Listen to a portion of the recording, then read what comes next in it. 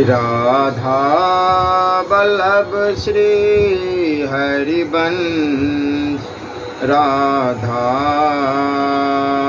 वल्लभ श्री हरिवंश। ओम श्री परमात्मने नमः। श्री गणेशाय नमः। घर घर में हरि नाम का प्रचार।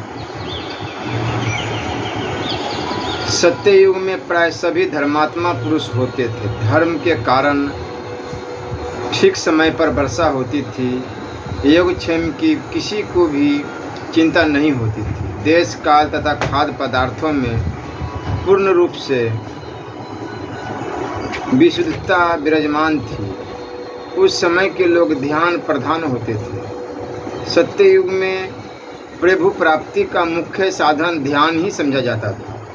त्रेता युग में भोग सामग्रियों की प्रचुरता बहुत विशेष पाई जाती थी, इसलिए खूब द्रव्य लगाकर उस समय बड़े बड़े यज्ञ याग करने की ही प्रथा थी। उस समय भगवत प्राप्ति का मुख्य साधन यज्ञ करना ही समझा जाता था। सकाम तथा निष्काम दोनों ही भावों के दृढ़ जातिगण यथाशक्ति यज्ञ याग करते थे। द्वापर में भोग सामग्रियों की न्यूनता हो गई। लोगों को भाव उतने विशुद्ध नहीं रहे। देश काल तथा खाद्य पदार्थों की सामग्रियों में भी पवित्रता का संदेह होने लगा। इसलिए उस समय का प्रधान साधन भगवत पूजन तथा आचार विचार ही माना गया। कलयुग में न तो प्राप्त रूप से सबके लिए भोग सामग्री ही है और न अन्य युगों की भांति खाद्य पदार्थों की प्रचुरता ही है। पवित्र स्थान बुरे लोगों के निवास से दूषित हो गए। धर्म स्थान कलह के घर बन गए। लोगों के हृदयों में से धर्म के प्रति आस्था जाती रही। लोगों के अधर्म भाव से वायुमंडल दूषित बन गया। वायुमंडल के दूषित हो जाने से देशों में से पवित्रता चली गई। काल विपरीत हो गया। सत्पुरुष सतशास्त्र तथा सत्संग का सर्वत्र अभाव सा ही हो गया। ऐसे घोर समय में भली भांति ध्यान यज्ञ याग तथा पूजा पाठ का होना भी सबके लिए कठिन हो गया। इस युग में तो एक भगवत नाम ही मुख्य है। उक्त धार्मिक कृतियों को जो लोग पवित्रता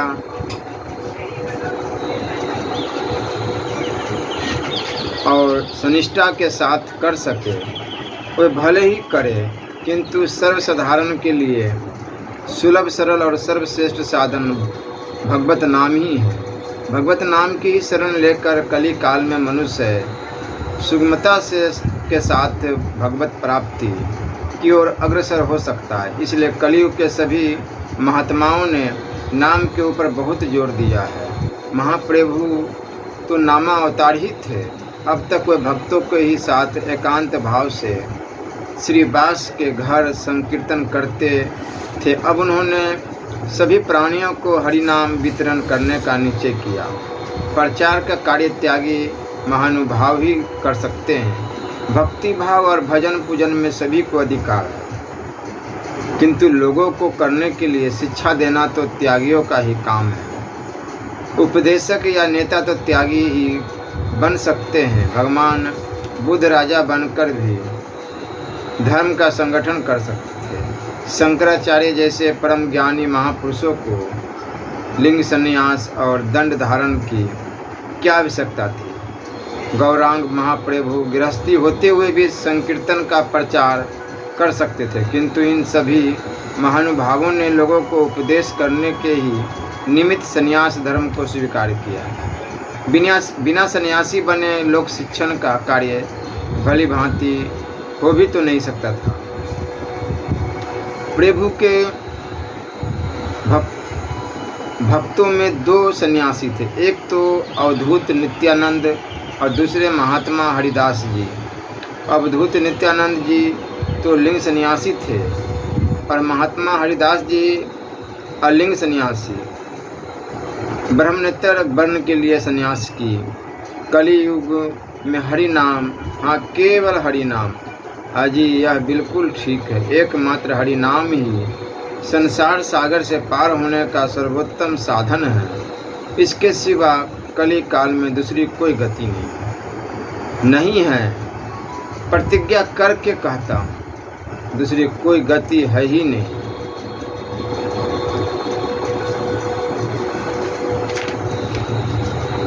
विधि तो है, किंतु शास्त्रों में उनके लिए संन्यास के चिन्हों का विधान नहीं है। कोई विदुर की भांति अलिंग सन्यासी बन सकते हैं या वन में वास करके वानप्रस्थ धर्म का आचरण कर सकते हैं। इसलिए हरिदास जी ने किसी भी प्रकार का साधुओं का सा भेष नहीं बनाया था। प्रभु प्राप्ति के लिए किसी प्रकार का ब्राह्म भेष बनाने की आवश्यकता भी नहीं है। प्रभु तो अंतर्यामी है, उनसे न तो भीतर के भाव ही छिपे हुए हैं और न वे बाहरी चिन्हों को देखकर धोखा खा सकते हैं। चिन्ह धारण करना तो एक प्रकार की लोक परंपरा है। प्रभु ने नित्यानंद और हरिदास जी को बुलाकर कहा, अब इस प्रकार एकांत में ही संकीर्तन करते रहने से काम नहीं चलेगा। अब हमें नगर नगर और घर घर में हरि नाम का प्रचार करना होगा। यह काम आप लोगों के सुपुर्द कर दिया जाता है। आप दोनों ही नवद्वीप के मोहल्ले मोहल्ले और घर घर में जाकर हरि नाम का प्रचार करें। लोगों से विनय करके हाथ जोड़ तथा पैर छूकर आप लोग हरि नाम की भिक्षा मांगे। आप लोग हरि नाम वितरण करते समय पात्र अथवा छोटे बड़े कुछ भी ख्याल न करें। ब्राह्मण से लेकर चंडाल प्रयत्न पंडित से लेकर मूर्ख तक सबको समान भाव से हरि नाम का उपदेश करें। हरि नाम के सभी प्राणी अधिकारी है। जो भी जिज्ञासा करे अथवा न भी करे, उसी के सामने आप लोग भगवान के सुमधुर नामों का संकीर्तन करें। उससे भी संकीर्तन करने की प्रार्थना करें। जाइए, श्री कृष्ण भगवान आपके इस कार्य में सहायक होंगे। प्रभु का आदेश पाकर दोनों ही अवधूत और परम उल्लास के सहित नवद्वीप में हरिनाम वितरण करने के लिए चले। दोनों एक ही उद्देश्य से तथा एक ही काम के लिए साथ साथ चले थे, किंतु दोनों के स्वभाव में आकाश पाताल का अंतर था। नित्यानंद जी का रंग गोरा था और हरिदास जी कुछ काले थे। नित्यानंद लंबे और कुछ पतले थे। हरिदास जी का शरीर कुछ स्थूल और ठिगना सा था। हरिदास जी गंभीर प्रकृति के शांत पुरुष थे और नित्यानंद परम उदंड और चंचल प्रकृति के। हरिदास की अवस्था कुछ ढलने लगी थी और नित्यानंद जी अभी पूर्ण युवक थे। हरिदास जी निर्ममता से काम लेने वाले थे और नित्यानंद जी किसी के बिना छेड़े बात ही नहीं करते थे। इस प्रकार यह भिन्न भिन्न प्रकृति का जोर नवद्वीप में नाम वितरण करने चला। ये दोनों घर घर जाते और वहाँ जोरों से कहते, हरे राम राम राम हरे हरे, हरे कृष्णा कृष्ण कृष्ण कृष्ण हरे हरे। लोग इन्हें भिखारी समझकर भांति भांति के भिक्षा लेकर इनके समीप आते। ये कहते, हम अन्न के भिखारी नहीं हैं, हम तो भगवत नाम के भिखारी हैं। आप लोग एक बार अपने मुंह से श्री हरि के, श्री कृष्ण गोविंद हरे मुरारे, हे नाथ नारायण वासुदेव के इस सुमधुर नामों का उच्चारण करके हमारे हृदय को शीतल कीजिए। यही हमारे लिए परम भिक्षा है। लोग इनके इस प्रकार मामरिक वाक्य को सुनकर प्रभावान्वित हो जाते और उच्च स्वर से सभी मिलकर हरि नामों का संकीर्तन करने लगते। इस प्रकार एक द्वार से दूसरे द्वार पर जाने लगे। ये जहाँ भी जाते लोगों की एक बड़ी भीड़ इनके साथ हो लेती और ये सभी से उच्च स्वर से हरि कीर्तन करने को कहते। सभी लोग मिलकर इनके पीछे नाम कीर्तन करते जाते। इस प्रकार मोहल्ले मोहल्ले और बाजार बाजार में चारों ओर भगवान के सुमधुर नामों की ही गूंज सुनाई देने लगी। नित्यानंद जी रास्ते चलते चलते भी अपनी चंचलता को नहीं छोड़ते थे। कभी रास्ते में साथ चलने वाले किसी लड़के को धीरे से नोच लेते, वह चौंक कर चारों ओर देखने लगता, तभी हंसने लगते। कभी दो लड़कों के सिरों को सांसा पकड़कर जल्दी से उन्हें लड़ा देते। कभी बच्चों के साथ मिलकर नाचने ही लगते। छोटे छोटे बच्चों को द्वार पर जहाँ भी खड़ा देखते, उनकी ओर बंदर का सा मुख बनाकर बंदर की तरह खौं खौं करके घूरकी देने लगते। बच्चा रोता हुआ अपनी माता की गोदी में चला जाता और वो आगे बढ़ जाते। कोई आकर इन्हें डांटता, किंतु इनके लिए डांटना और प्यार करना दोनों समान ही था। उसे गुस्से में देखकर आप उपेक्षा के भाव से कहते, कृष्ण कृष्ण कहो कृष्ण कृष्ण, व्यर्थ में जिह्वा को क्यों कष्ट देते हो, यह कहकर हरे राम राम राम हरे हरे, हरे कृष्ण कृष्ण कृष्ण हरे हरे। गुस्सा करने वालों का सभी रोष काफूर हो जाता और वे भी इनके साथ मिलकर तन्मयता के साथ श्री कृष्ण संकीर्तन करने लगते। ये निर्भीक भाव से स्त्रियों में घुस जाते और उनसे कहते, माताओं, मैं तुम्हारा पुत्र हूँ, पुत्र की इस प्रार्थना को स्वीकार कर लो। तुम एक बार भगवान का नाम संकीर्तन करके मेरे हृदय को आनंदित कर दो। इनकी इस प्रकार सरल सरस और निष्कपट प्रार्थना से सभी माताओं का हृदय पसीज जाता और वे सभी मिलकर श्री कृष्ण कीर्तन में निमग्न हो जाते। इस प्रकार ये प्राप्त से लेकर शाम काल प्रयत्न द्वार द्वार घूमते और संकीर्तन का शुभ संदेश सभी लोगों को सुनाते। शाम को आकर प्रचार का सभी वृत्तांत प्रभु को सुनाते। इनकी सफलता की बातें सुनकर प्रभु इनके साहस की सराहना करते और इन्हें विविध भांति से प्रोत्साहित करते। इन दोनों को ही नाम के प्रचार में बड़ा ही अधिक आनंद आता। उसके पीछे ये खाना पीना सभी कुछ भूल जाते। अब तो प्रभु का यश चारों ओर फैलने लगा। दूर से लोग प्रभु के दर्शन को आते। भक्त तो इन्हें साक्षात भगवान का अवतार ही बताते। कुछ लोग इन्हें परम भागवत समझकर ही इनका आदर करते, कुछ लोग विधान भक्त समझते और कुछ वैसे ही इनके प्रभाव से प्रभावित होकर स्तुति पूजा करते। इस प्रकार अपनी प्रकृति के अनुसार लोग विविध प्रकार से इनकी पूजा करने लगे। लोग भांति भांति के उपहार तथा भेंट प्रभु के लिए लाते। प्रभु उन सब की प्रसन्नता के निमित्त उन्हें ग्रहण कर लेते।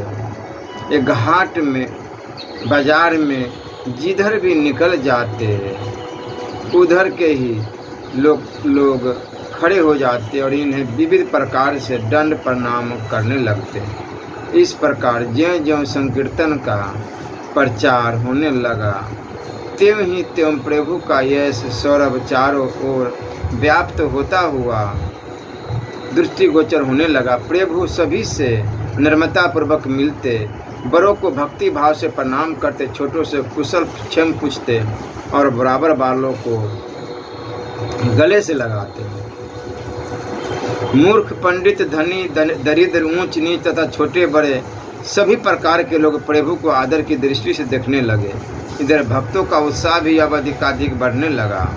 नित्यानंद जी और हरिदास जी के प्रतिदिन के प्रचार का प्रभाव प्रत्यक्ष ही दृष्टिगोचर होने लगा। पाठशाला जाते हुए बच्चे उच्च स्वर से हरि कीर्तन करते हुए जाने लगे।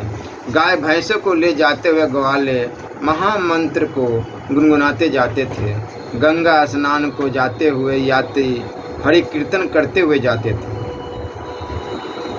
उत्सव तथा पर्वों में स्त्रियां गुनगुनाते जाते थे और मिलकर हरि नाम का ही गायन करती हुई निकलती थी। लोगों ने पुरुषों की भी तो बात ही क्या, स्त्रियों तक को बाजारों में हरि नाम संकीर्तन करते तथा ऊपर हाथ उठाकर प्रेम से नृत्य करते हुए देखा।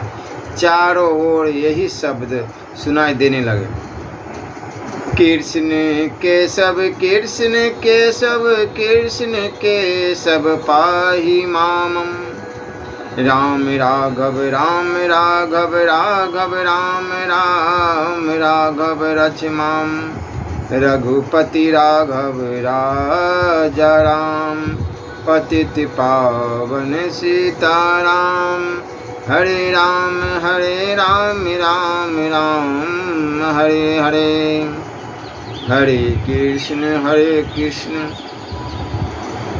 कृष्ण कृष्ण हरे हरे, श्री कृष्ण गोविंद हरे मुरारे, हे नाथ नारायण वासुदेवा।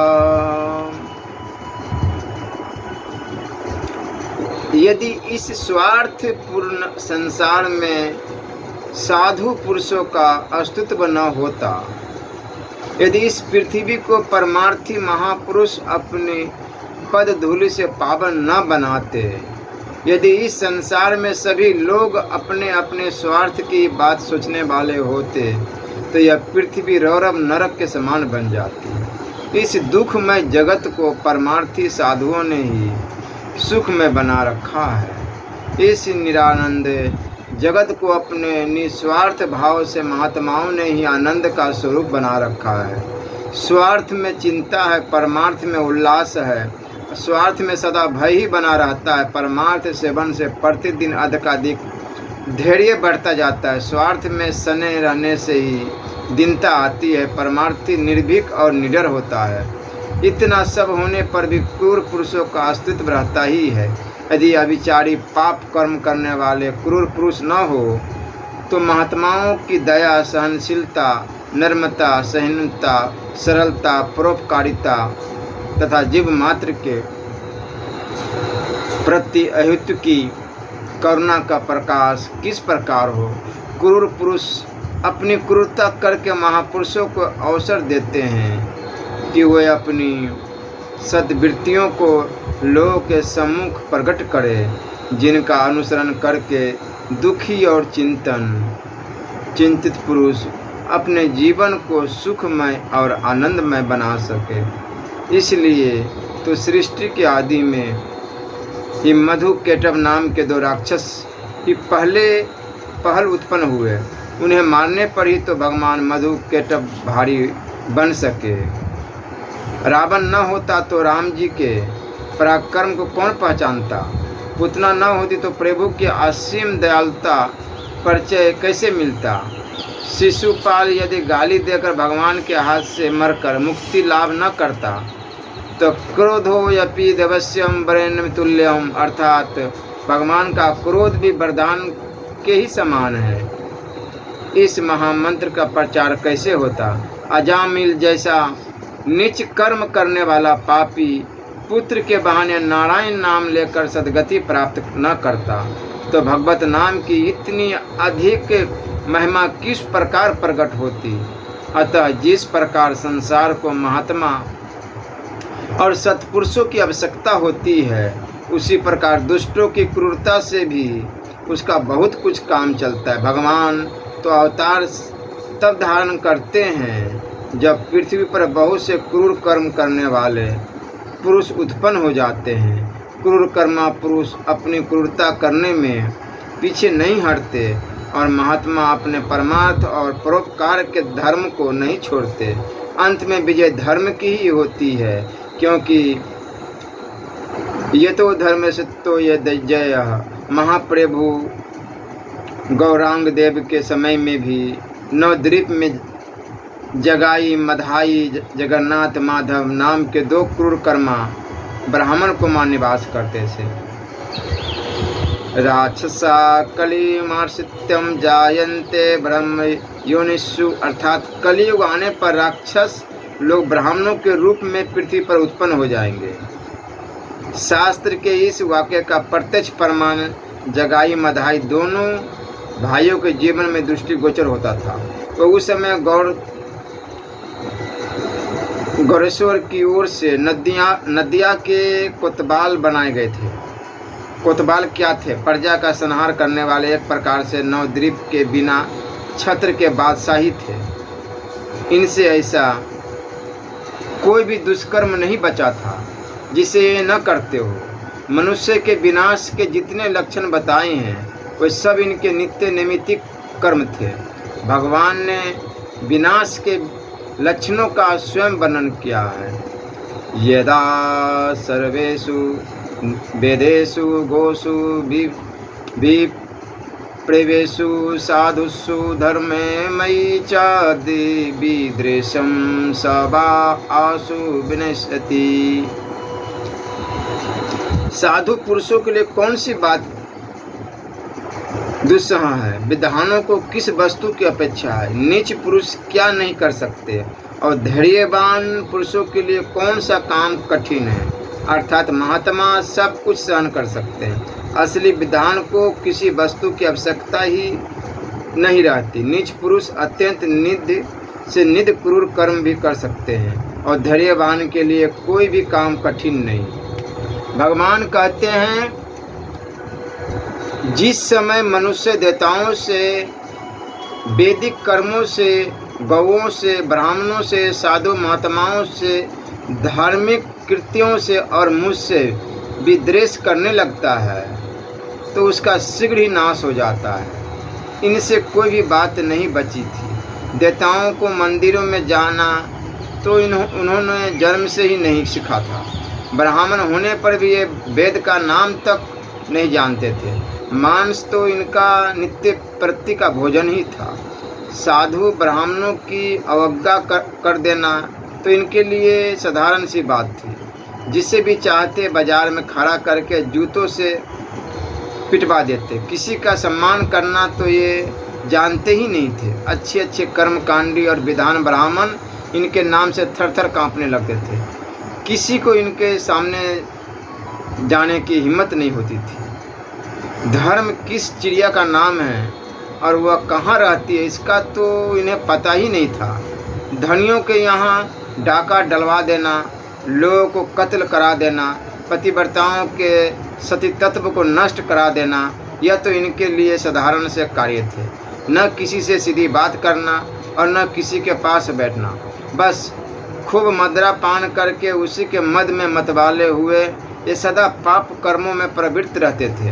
ये नगर के काजी को खूब धन दे देते, इसलिए वह भी इनके विरुद्ध कुछ नहीं कहता था। वैसे इनका घर तो भगवती भगीरथी के तट पर ही था, किंतु ये घर में नहीं रहते थे। सदा डेरा तंबू लेकर एक मोहल्ले से दूसरे मोहल्ले में दौरा करते। अब के इस मोहल्ले में इनका डेरा पड़ा है तो अब के उसमें इसी प्रकार ये मोहल्ले मोहल्ले में 10-10, 20-20 दिन रहते। जिस मोहल्ले में इनका डेरा पड़ जाता उस मोहल्ले के लोगों के प्राण सूख जाते।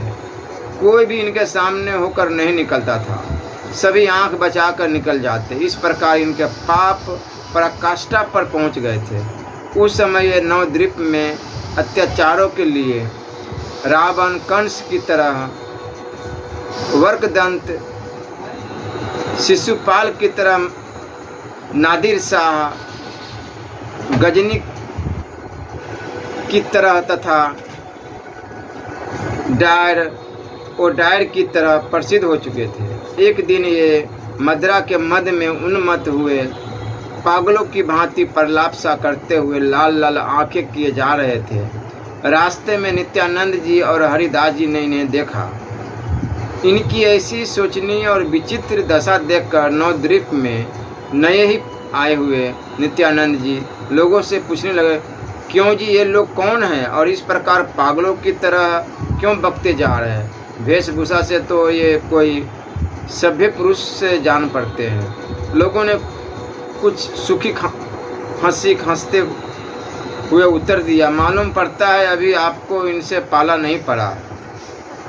तभी ऐसी बातें पूछ ही रहे थे कि यहाँ के साक्षात यमराज है। पापियों को भी संभवतः या यमराज से इतना डर न लगता होगा जितना कि नवद्वीप के नर नारियों को इन नराधमों से लगता है। इन्होंने जन्म तो ब्राह्मण के घर में लिया है किंतु वे काम चंडालों से भी बढ़कर करते हैं। देखना आप कभी इनके सामने होकर नहीं निकलना। इन्हें साधुओं से बड़ी चिढ़ है। यदि इन्होंने आप लोगों को देख भी लिया तो खैर नहीं है, परदेसी समझकर हमने यह बात आपको समझा दी है। लोगों के मुख से ऐसी बातें सुनकर नित्यानंद जी को इनके ऊपर दया आई। वो सोचने लगे, जो लोग नाम में श्रद्धा रखते हैं और जो सदा सत्कर्मों को करने की चेष्टा करते रहते हैं, यदि ऐसे लोग हमारे कहने से भगवत नाम का कीर्तन करते हैं, नाम जप करते हैं, तो इसमें तो हमारे प्रभु की विशेष बड़ाई ही नहीं है। प्रशंसा की बात तो है कि ऐसे पापी भी पाप को छोड़कर भगवत नाम का आश्रय ग्रहण करके प्रभु के शरण में आ जाए। भगवत नाम का असली महत्व तो तभी प्रकट होगा। ऐसे लोग ही सबसे अधिक कृपा के पात्र। ऐसे ही लोगों के लिए तो भगवत नाम उपदेश की परम आवश्यकता है। किसी प्रकार इस लोगों का उद्धार होना चाहिए। इस प्रकार नित्यानंद जी मन ही मन विचार करने लगे। जिस प्राणी के लिए महात्माओं के हृदय में शुभ कामना उत्पन्न हो जाए, महात्मा जिसके भले के लिए विचारने लगे, समझना चाहिए उसका तो कल्याण हो चुका, फिर उसके उद्धार में देरी नहीं हो सकती। महात्माओं के यथार्थ इच्छा अथवा संकल्प होते ही पापी से पापी प्राणी भी परम पावन और पुण्यवान बन जा सकता है। जब निताई के हृदय में इन दोनों भाइयों के उद्धार के निमित्त चिंता होने लगी, तभी समझना चाहिए इनके पापों के क्षय होने का समय अत्यंत ही समीप आ पहुंचा। मानो अब इनका सौभाग्य सूर्य कुछ ही काल में उदय होने वाला हो। नित्यानंद जी ने अपने मनोगत विचार हरिदास जी पर प्रकट किए। हरिदास जी ने कहा, आप तो बिना सोचे ही बरों के छत्ते में हाथ डालना चाहते हैं। अभी सुना नहीं लोगों ने क्या कहा था? नित्यानंद जी ने कुछ गंभीरता के साथ कहा, सुना तो सब कुछ, किंतु इतने से ही हमें डर जाना तो न चाहिए। हमें तो भगवत नाम का प्रचार करना है। हरिदास जी ने कहा, मैं यह कब कहता हूँ कि भगवत नाम का प्रचार बंद कर दीजिए। चलिए, जैसे कर रहे हैं दूसरी ओर चलकर नाम का प्रचार करें। इन सोते सिंहों को जगाने से क्या लाभ? नित्यानंद जी ने कहा, आपकी बात तो ठीक है, किंतु प्रभु की तो आज्ञा है कि भगवत नाम वितरण में पात्र पात्र का ध्यान मत रखना, सभी को समान भाव से उपदेश करना। पापी हो या पुण्यात्मा हो, भगवत नाम ग्रहण करने के तो सभी अधिकारी हैं। इसलिए इन्हें भगवत नाम का उपदेश क्यों न किया जावे। हरिदास जी ने कुछ नम्रता के स्वर में कहा, यह तो ठीक है, आपके सामने जो भी पढ़े उससे ही भगवत नाम का उपदेश करो, किंतु इन्हीं को विशेष रूप से उद्देश्य करके इनके पास चलना ठीक नहीं। इन्हीं के पास हठपूर्वक क्यों चला जाए? भगवत नाम का उपदेश करने के लिए और भी बहुत से मनुष्य पड़े हैं, उन्हें चलकर उपदेश कीजिए।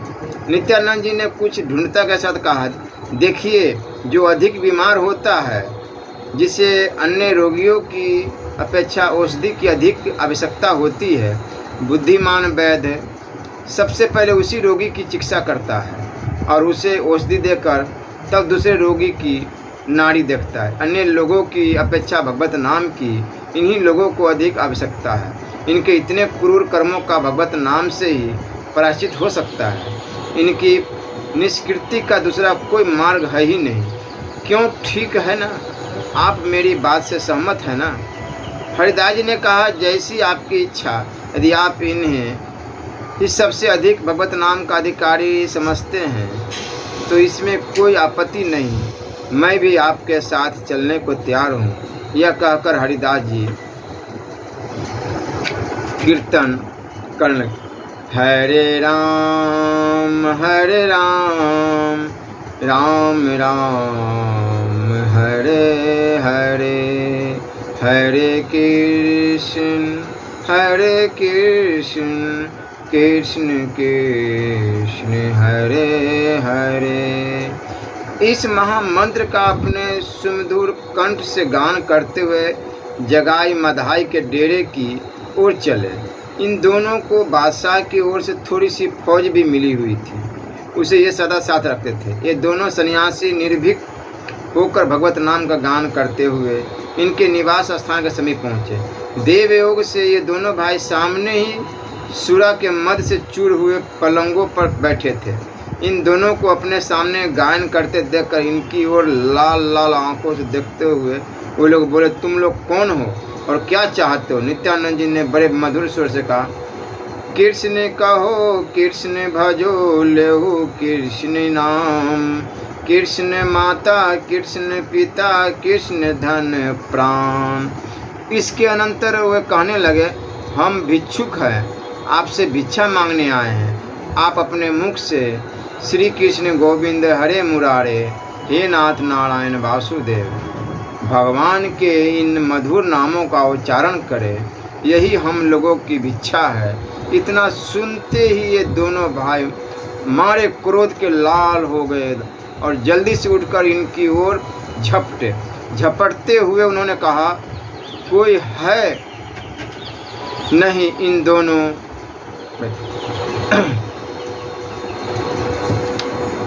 दोनों बदमाशों को पकड़ तो लो। बस इतना सुनना था कि नित्यानंद जी ने वहाँ से दौड़ लगाई। हरिदास जी भी हाँफते हुए निताई के साथ कैसे दौड़ सकते थे? नित्यानंद जी ने उनकी बाहों को कसकर पकड़ लिया और उन्हें घसीटते हुए दौड़ने लगे। हरिदास जी किधरते हुए नित्यानंद जी के साथ जा रहे थे। जगाई मधाई के नौकर कुछ दूर तो इन्हें पकड़ने के लिए दौड़े, फिर वह यह सोचकर लौट गए कि ये तो नशे में ऐसे बकते ही रहते हैं, हम इन साधुओं को पकड़कर क्या पावेंगे। उन्होंने इन दोनों का बहुत दूर तक पीछा नहीं किया। हरिदास जी हाँफ रहे थे, वे बार बार पीछे देखते जाते थे। अंत में वे बहुत ही अधिक थक गए। झुंझलाकर नित्यानंद जी से बोले, अजी अब तो छोड़ दो, दम तो निकला जाता है, क्या प्राण लेकर ही छोड़ोगे? आपने तो मेरी कलाई इतनी कसकर पकड़ ली है कि दर्द के मारे मरा जाता हूँ। अब तो कोई पीछे भी नहीं आ रहा है। नित्यानंद जी ने भागते भागते कहा, थोड़ी सी हिम्मत और करो, बस इस अगले तालाब तक ही तो की बात है। हरिदास जी ने कुछ क्षोभ के साथ कहा, भाड़ में गया ऐसा आपका तालाब, यहाँ तो प्राणों पर बीत रही है, आपको तालाब सूझ रहा है, छोड़ो मेरा हाथ। यह कहकर बूढ़े हरिदास जी ने जोर से एक झटका दिया, किंतु भला निताई से वे बाहें कैसे छुड़ा सकते थे। तब तो नित्यानंद जी हंसकर खड़े हो गए और हरिदास जी बेहोश होकर जमीन पर गिर पड़े। जोरों से सांस लेते हुए कहने लगे, रहने भी दीजिए, आप तो सदा चंचलता ही करते रहते हैं। मैंने पहले ही मना किया था, आप माने ही नहीं। एक तो जिद करके वहाँ गए और दूसरे मुझे खींच कर अधमरा सा कर दिया। हंसते हुए नित्यानंद जी ने कहा, आपके ही सम्मति से तो हम गए थे, यदि आप सम्मति न देते तो हम क्यों जाते?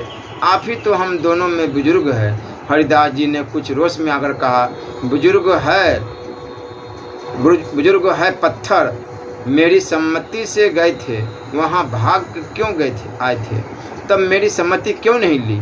जोरों से हंसते हुए नित्यानंद जी ने कहा, यदि उस समय आपकी सम्मति की प्रतीक्षा करता तो यह सब मामला साफ ही हो जाता। इस प्रकार आपस में एक दूसरे को प्रेम के साथ ताने देते हुए ये दोनों प्रभु के निकट पहुँचे। उस समय प्रभु भक्तों के साथ बैठे श्री कृष्ण कथा कह रहे थे। इन दोनों के प्रचार तपस्वियों को देखकर वे प्रसन्नता प्रकट करते हुए कहने लगे, लो भाई, युगल जोड़ी आ गई, प्रचारक मंडल के मुखिया आ गए। अब आप लोग इनके मुख से नगर प्रचार का वृत्तांत सुनिए। प्रभु के ऐसा कहने पर हरिदास जी ने कहा, प्रभु श्रीपाद नित्यानंद जी बड़ी चंचलता करते हैं, इन्हें आप समझा दीजिए कि थोड़ी कम चंचलता करें। क्या करें? प्रभु ने पूछा, क्यों बात क्या है, क्या हुआ? आज कोई नई चंचलता कर डाली क्या? हाँ, आज आप लोग दोनों ही बहुत थके हुए से मालूम पड़ते हैं, सब सुनाइए।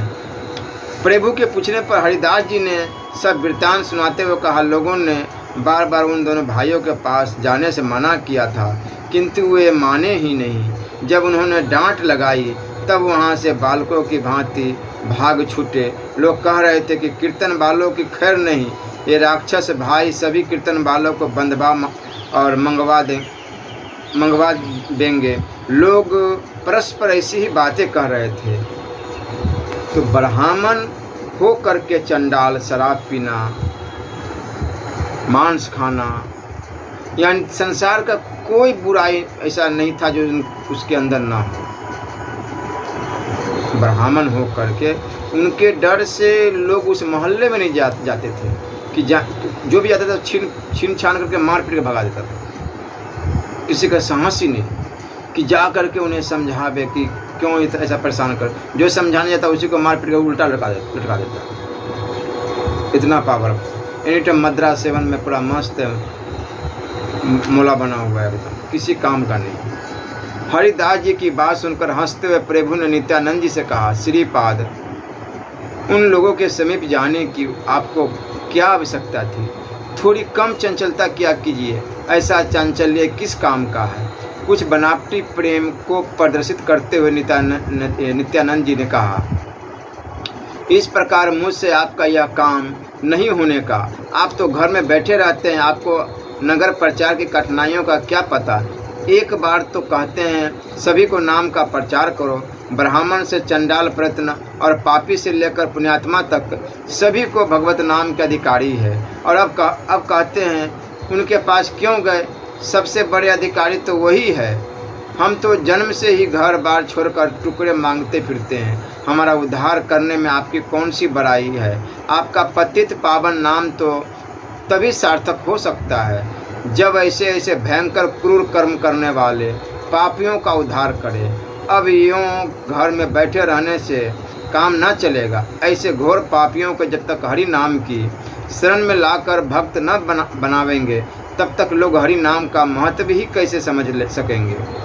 कुछ हंसते हुए प्रभु भक्तों से कहने लगे, श्रीपाद को जिनके उद्धार की इतनी भारी चिंता है वह महाभागवत पुरुष कौन है?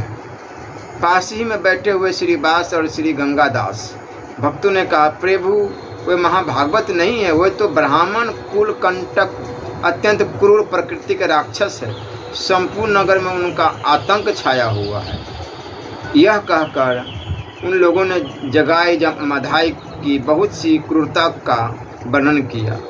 नामों कितना भयंकर था, जगाई मधाई। प्रभु ने हंसते हुए कहा, अब वह कितने दिनों तक क्रूरता कर सकते हैं? श्रीपाद के जिन्हें दर्शन हो चुके और उनके मन में जिन्हें उद्धार का विचार आ चुका, वे क्या फिर पापी बने ही रह सकते हैं? श्रीपाद जिससे चाहे उसे भक्त बना सकते हैं, फिर चाहे वह कितना भी बड़ा पापी क्यों न हो। इस प्रकार निताई ने संकेत से ही प्रभु के समीप जगाई मधाई के उद्धार की प्रार्थना कर दी और प्रभु ने भी संकेत द्वारा ही उन्हें उन दोनों भाइयों के उद्धार का आश्वासन दिला दिया। सचमुच महात्माओं के हृदयों में दूसरों के प्रति स्वाभाविक ही दया उत्पन्न होती है। उनके समीप आकर कोई दया की प्रार्थना करे तभी वह दया करे, यह बात नहीं है, किंतु उनका स्वभाव ही ऐसा होता है कि बिना कहे ही वे दीन दुखियों पर दया करते रहते हैं। बिना दया किए हुए रह ही नहीं सकते। जैसे नीतिकारों ने कहा है, पदांक्रम दिन करो विकंचहं करोति चंद्रो विकासति केरव चक्रवातमं नाभ्यतीर्थं जलधरो अपियं जलः ददाति संतहं स्वयं परिहितेषु कीर्ताभियोगाः। रात्रि के दुख से सुकड़े हुए कमल मरीचि माली भगवान भुवन भास्कर के समीप अपना दुखड़ा रोने के लिए नहीं जाते। बिना कहे ही कमल बंधु भगवान दिवाकर उनके दुखों को दूर करके उन्हें विकसित कर देते हैं। कुमुदनी की लज्जा से अवगुंठित कलिका को कलानाथ भगवान शशधर स्वयं ही प्रस्फुटित कर देते हैं। बिना याचना के जल से भरे हुए मेघ अपने संपूर्ण जल को बरसाकर प्राणियों के दुख को दूर करते हैं। इसी प्रकार महान संतगण भी स्वयं ही दूसरों के उपकार के निमित्त सदा कुछ न कुछ उद्योग करते ही रहते हैं। परोपकार करना उनका स्वभाव ही बन जाता है। जैसे सभी प्राणी जान में अनजान में श्वास लेते ही रहते हैं, उसी प्रकार संत महात्मा जो भी चेष्टा करते हैं वे सभी लोक कल्याण की ही होती है।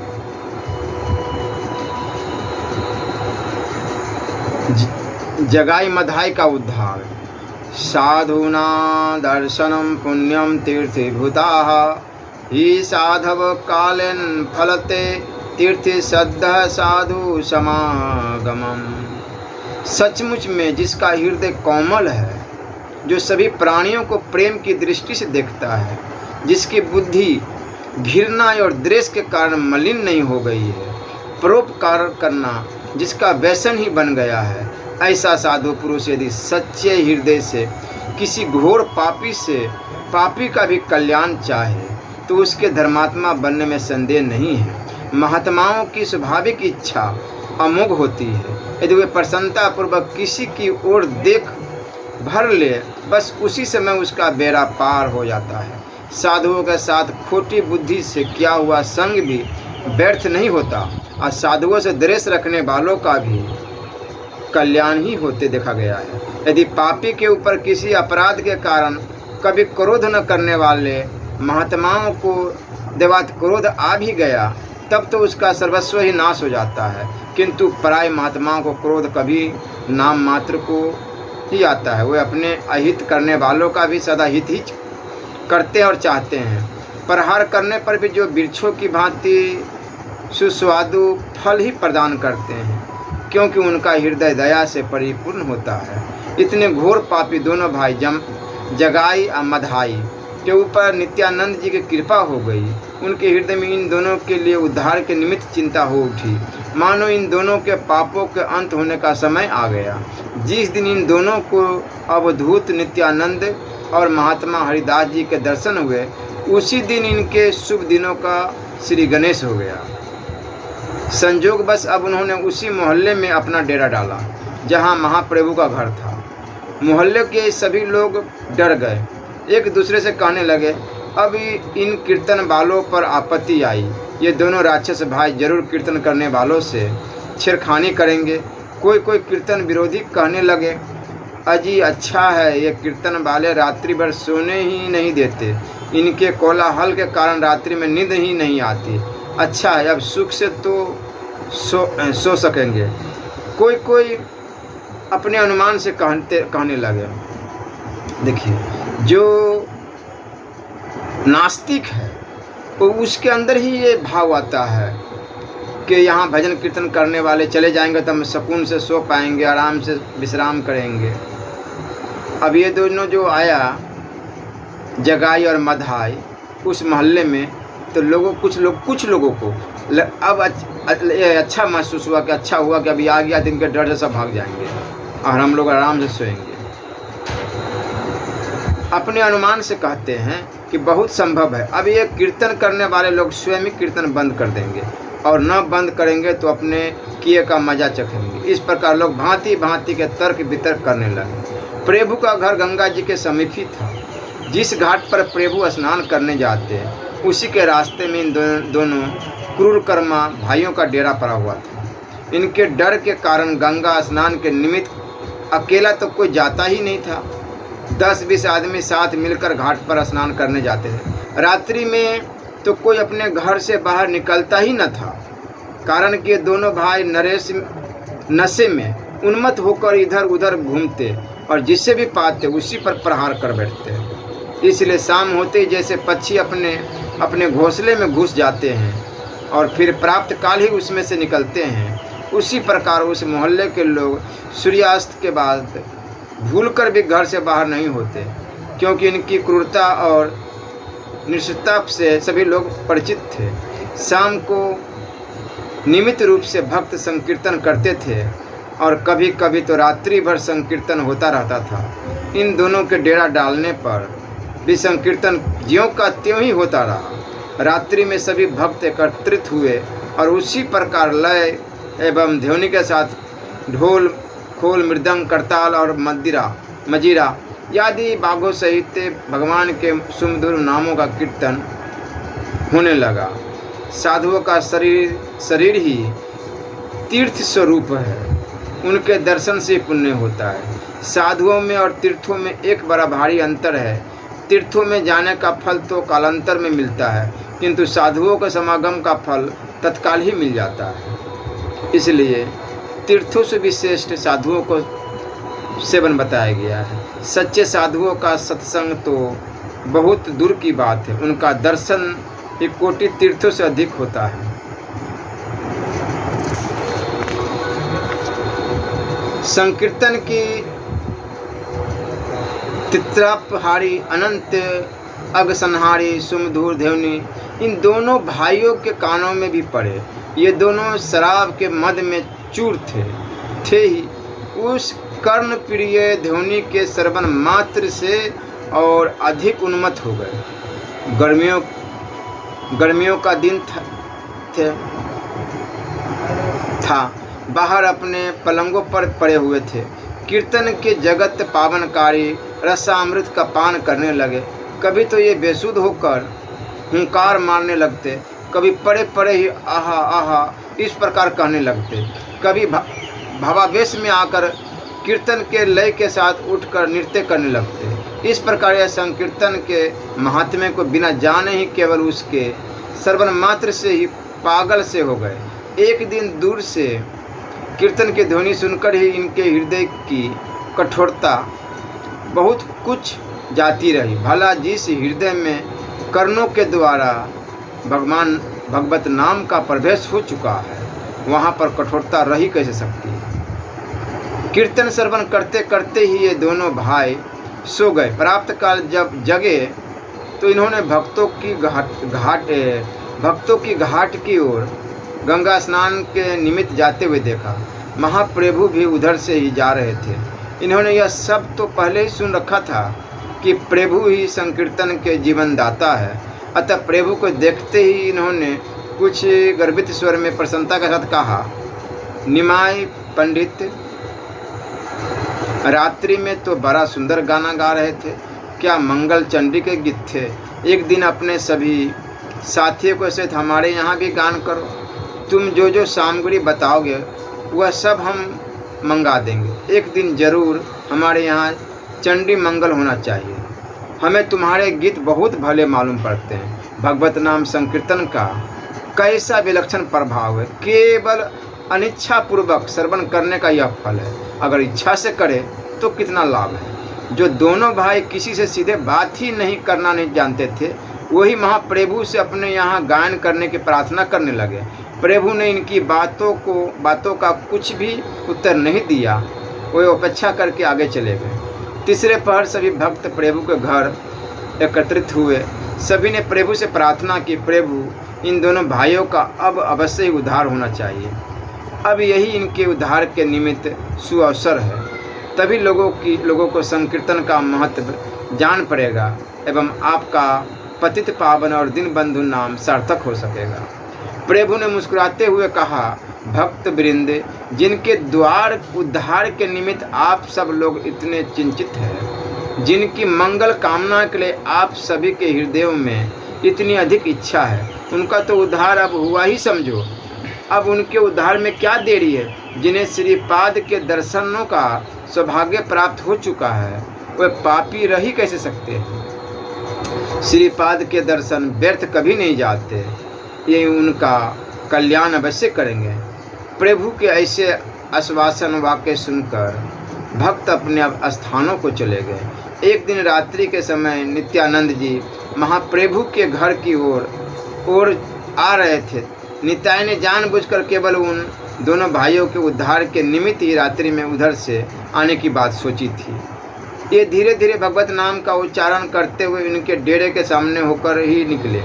उस समय ये दोनों शराब के नशे में चूर हुए बैठे थे। नित्यानंद को रात्रि में उधर से जाते देखकर लाल आंख किए हुए मद्रा की बेहोशी में मधाई ने पूछा, कौन जा रहा है।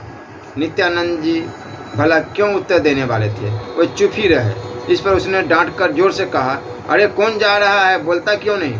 इस पर नित्यानंद जी ने निर्भीक भाव से कहा, क्यों, हम हैं, क्या कहते हो?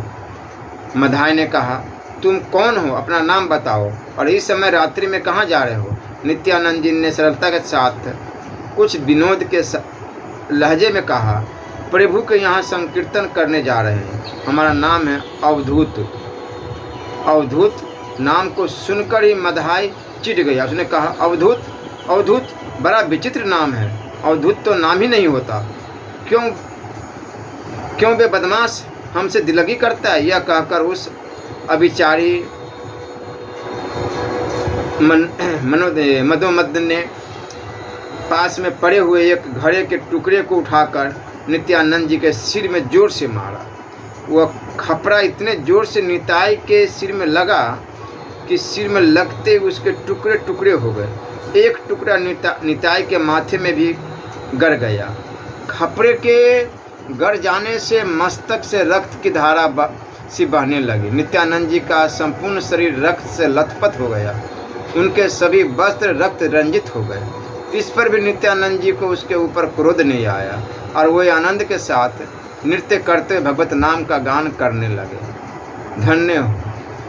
वे इनके ऊपर दया दर्शाते हुए रो रो कर प्रभु से प्रार्थना करने लगे, प्रभु, इस शरीर में जो आघात हुआ उसकी मुझे कुछ भी चिंता नहीं, किंतु इन ब्राह्मण कुमारों की ऐसी दुर्दशा अब मुझसे नहीं देखी जाती। इनकी इस शोचनीय अवस्था के स्मरण मात्र से मेरा हृदय विदीर्ण हुआ जाता है।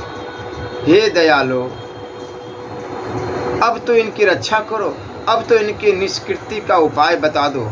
नित्यानंद जी को इस प्रकार प्रेम में नृत्य करते देखकर मधाई और अधिक चिढ़ गया। इस पर वह इनके ऊपर दूसरी बार प्रहार करने को उद्यत हुआ। इस पर जगाई ने उसे बीच में ही रोक दिया। मधाई की अपेक्षा जगाई कुछ कोमल प्रकृति का और दयावान था। उसे नित्यानंद जी की इस दशा पर बड़ी दया आई। प्रहार करने वाले पर भी क्रोध न करके वे आनंद के साथ नृत्य कर रहे हैं और उल्टे अपने अपराधी के कल्याण के निमित्त प्रभु से प्रार्थना कर रहे हैं। इस बात से जगाई का हृदय पसीज गया उठा। उसने मधाई को रोकते हुए कहा, तुम यह क्या कर रहे हो? एक सन्यासी को बिना जाने पूछे मार रहे हो, यह अच्छी बात नहीं है। लाल लाल आँखों से चारों ओर देखते हुए मधाई ने कहा, यह अपना सीधी तरह नाम गांव ही नहीं बताता। सरलता के स्वर में जगाई ने कहा, यह परदेसी सन्यासी अपना नाम गांव क्या बतावे, देखते नहीं अवधूत है, मांग कर खाता होगा, इधर उधर पड़ा रहता होगा। जगाई के इस प्रकार निवारण करने पर मधाई शांत हुआ। उसने दूसरी बार नित्यानंद जी पर प्रहार नहीं किया। नित्यानंद जी आनंद में उन्मत्त हुए नृत्य कर रहे थे। माथे से रक्त का पनाला सा बह रहा था। वहाँ की संपूर्ण पृथ्वी रक्त से भीग गई थी। लोगों ने जल्दी से जाकर यह संवाद महाप्रभु को दिया। उस समय महाप्रभु भक्तों के साथ कीर्तन आरंभ करने ही वाले थे। नित्यानंद जी के प्रहार की बात सुनकर अब इनसे नहीं रहा गया। ये नित्यानंद जी को प्राणों से भी अधिक प्यार करते थे। नित्यानंद जी की विपत्ति का समाचार सुनकर एकदम उठ पड़े और दौड़ते हुए घटनास्थल पर आए। इनके पीछे सभी भक्त भी ज्यों का त्यों ही उठे हुए चले आए।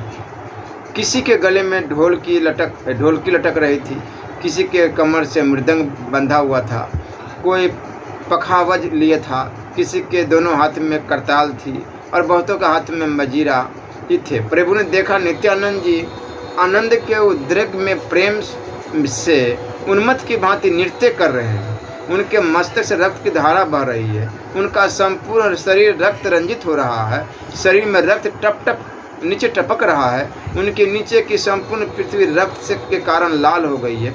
ऐसी दशा में भगवान के सुमधुर नामों का कीर्तन कर रहे नित्यानंद जी ने के रक्त प्रवाह को देखकर प्रभु का खूब उबलने लगा। उस समय वे अपनी सब प्रतिज्ञा भूल गए और आकाश की ओर देखकर जोरों से हुंकार मारते हुए चक्र चक्र इस प्रकार कहने लगे, मानो इन दोनों पापियों के संहार के निमित्त वह सुदर्शन चक्र का आवाहन कर रहे हैं। प्रभु को इस प्रकार क्रोधाविष्ट देखकर नित्यानंद जी ने उनसे विनम्र भाव से कहा, प्रभु अपनी प्रतिज्ञा स्मरण कीजिए। इन पापियों के प्रति जो आपके हृदय में क्रोध उत्पन्न हो आया है उसे दूर कीजिए। जब आप ही पापियों के ऊपर दया न करके क्रोध करेंगे तो इनका उद्धार कैसे होगा? आप तो पाप संहारी है, आपका नाम तो पतित पावन है, आप तो दीनानाथ है। इनके बराबर दीनहीन पतित आपको उद्धार के निमित्त कहाँ मिलेगा? प्रभु ये पापी आपकी कृपा के पात्र है, ये गौर की दया के अधिकारी है। इनके ऊपर अनुग्रह होना चाहिए। अपने जगतदंड चरणों को इनके मस्तकों पर रखकर इनका उद्धार कीजिए। निताई की ऐसी प्रार्थना करने पर भी प्रभु का क्रोध शांत नहीं हुआ। इधर प्रभु को क्रोध देखकर सभी भक्त विस्मित से हो गए। सभी आश्चर्य के साथ प्रभु के कुपित मुख की ओर संभ्रम भाव से देखने लगे। सभी को प्रतीत होने लगा कि आज संसार में महाप्रलय हो जाएगा। संपूर्ण संसार प्रभु के प्रकोप से भस्मीभूत हो जाएगा। प्रभु की ऐसी दशा देखकर कुछ भक्त अपने आप को न रोक सके। मुरारी, गुप्त आदि वीर भक्त महावीर के आवेश में आकर उन दोनों पापी भाइयों के संहार के निमित्त स्वयं उद्यत हो गए हैं। उस समय भक्तों के हृदयों में एक प्रकार की भारी खलबली सी मची हुई थी। उत्तेजित भक्त मंडली को देखकर जगाई मधाई के सभी सेवक डर के कारण थर थर कांपने लगे। हजारों नर नारी घटनास्थल पर आकर एकत्रित हो गए। संपूर्ण नगर में एक प्रकार का कोलाहल सा मच गया। नित्यानंद जी के उत्तेजित हुए मुरारी, गुप्त आदि भक्तों के पैरों में गिर कर उनसे शांत होने के लिए कह रहे थे।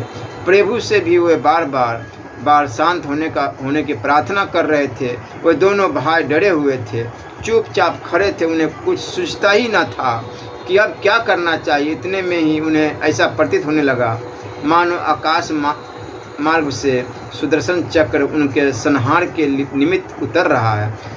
सुदर्शन चक्र के दर्शन से वे बहुत ही अधिक भयभीत हुए और डर के कारण थर थर कांपने लगे। नित्यानंद जी ने इनकी मनोगत अवस्था को समझकर चक्र से आकाश में ही रुके रहने की प्रार्थना की और दीन भाव से पुनः प्रभु से प्रार्थना करने लगे। प्रभु यदि आप ही इस युग में पापियों को दंड देंगे तो फिर पापियों का उद्धार कहाँ हुआ? यह तो संहार ही हुआ। हरिदास जी को आपने आश्वासन दिया था कि हम पतितों का संहार न करके उद्धार करेंगे। सामने खड़े हुए इन दोनों पतित पातकियों का उद्धार करके आप अपने पतित पावन नाम को सार्थक क्यों नहीं करते? फिर दंड ही देना है तो एक मधाई को ही दीजिए। जगाई ने तो आपका कोई अपराध नहीं किया, इसने तो उल्टे मधाई को प्रहार करने से निवारण किया है। दूसरी बार प्रहार करने से जगाई ने ही मधाई को रोका है। प्रभु जगाई तो मेरी रक्षा करने वाला है, वह तो सर्वथा निर्दोष है। जगाई ने श्रीपाद की रक्षा की है, उन्हें मधाई की द्वितीय प्रहार से बचाया है। इस बात को सुनते ही प्रभु की प्रसन्नता का ठिकाना न रहा। हरे राम राम राम हरे हरे, हरे कृष्ण कृष्ण कृष्ण हरे हरे। श्री राधा वल्लभ लाल की जय।